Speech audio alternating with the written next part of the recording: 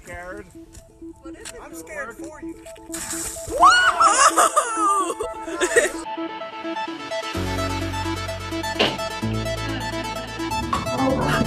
Go, go, go, go, go, go, go, go.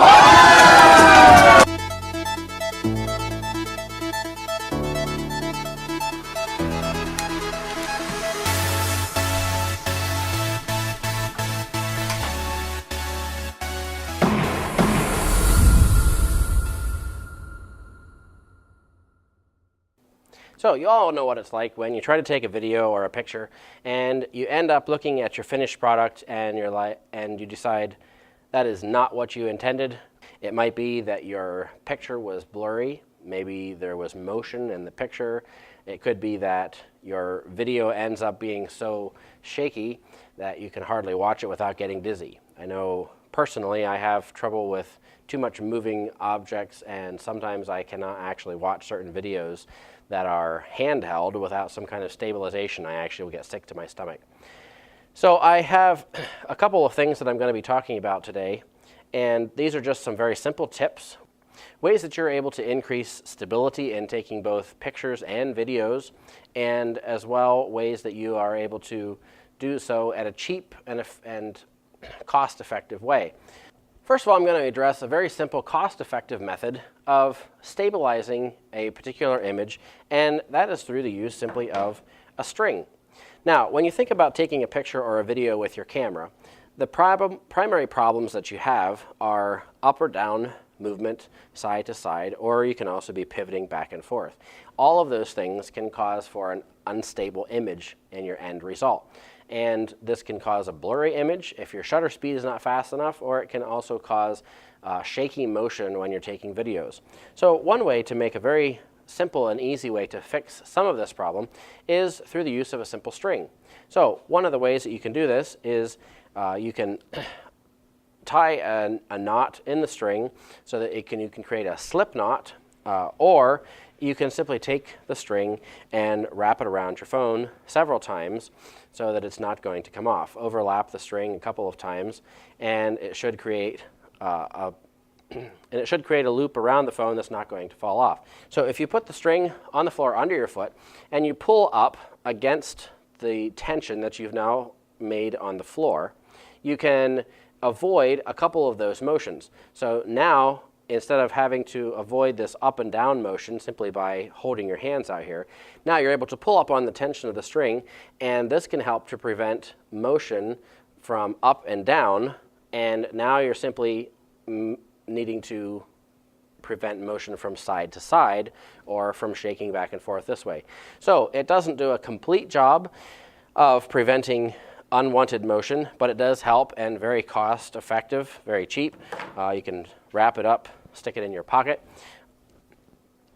Now, this is a little bit more involved, and this is a rig that I designed based off of a compilation of some other people online. There's a silver flyer type rig that I kind of took this basic design from, and I modified it slightly, made it a little bit longer. So when you have a type of device like this is known as a stedicam. Now, a stedicam is not going to allow you to take your phone, hook it onto the stedicam, turn your phone on, and instantly you have stabilized images.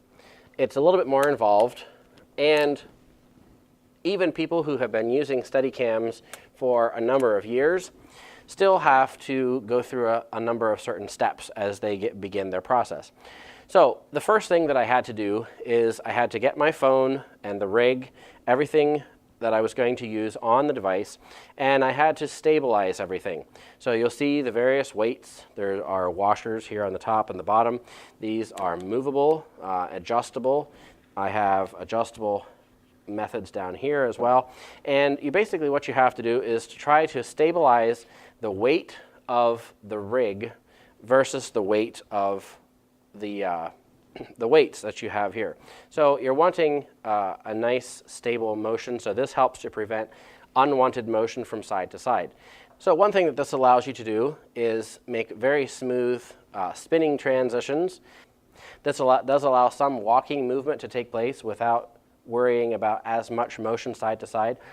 But one of the disadvantages is that almost every time that you would go to use this rig, there may be some slight tweaking that would need to be done. Sometimes the weight distribution has changed slightly. If you don't put everything back in place the exact same way that you found it, there is some tweaking that has to be done. So I will show you some videos that I've taken with this rig, but as I said, I have personally found this to be a little bit tedious, and it's not something for everyone. And I did make this for probably something like $10 to $15, $20 depending on whether you already have some of the pipe and the parts that you would need, so washers and nuts and so on.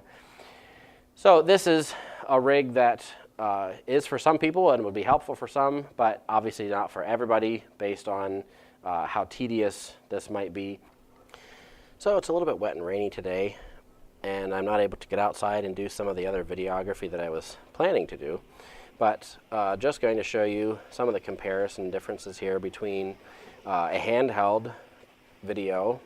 Obviously, everyone knows what holding handheld video is like, but just showing you some of the comparison. So now I'll take a video similar to what I did before. So you should notice a lot less movement than what you had earlier. Obviously, this doesn't take effect of the whole advantage of putting it on a tripod with a fluid moving head. That's going to give you the most stability. But if you're somewhere and trying to take some video and want to remove some of that movement that you would otherwise get by... So now I'm just going to shoot some video footage as I'm walking around my classroom here where I've been doing my video recording for today. Unfortunately, the outside weather is not cooperating to get some nice video outside, but just wanted to show you a comparison of walking around, shooting handheld video. Here's my fish aquarium that I showed in a previous video with hydroponics, and here's our fish over here still doing well. So again, just a comparison of the difference between walking and moving around, and then I'll be showing you a comparison of the same video using the Steadicam rig.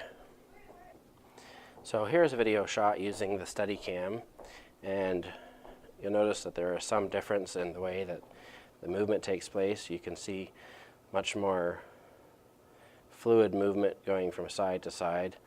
As I said, some of this is a little bit finicky, maybe a new word for some people. Some of this is a little bit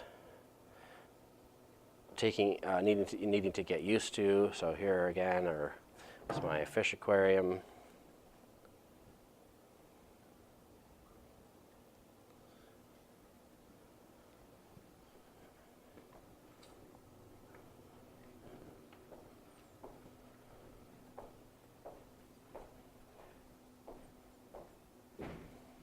So hopefully you have enjoyed watching this video. As I said, I have designed this myself, fairly cheap, and but hopefully you'll be able to either follow along with some of this or get some of your own ideas, or even just using the simple rig, carrying a piece of string around in your pocket, allowing you to create some more stable shots when you're walking around without having to carry a lot of equipment with you.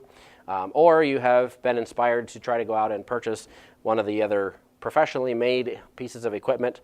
But whatever the process you have chosen to use, hopefully your video and your photography skills will be much improved. So thanks for watching, and we'll see you again next time.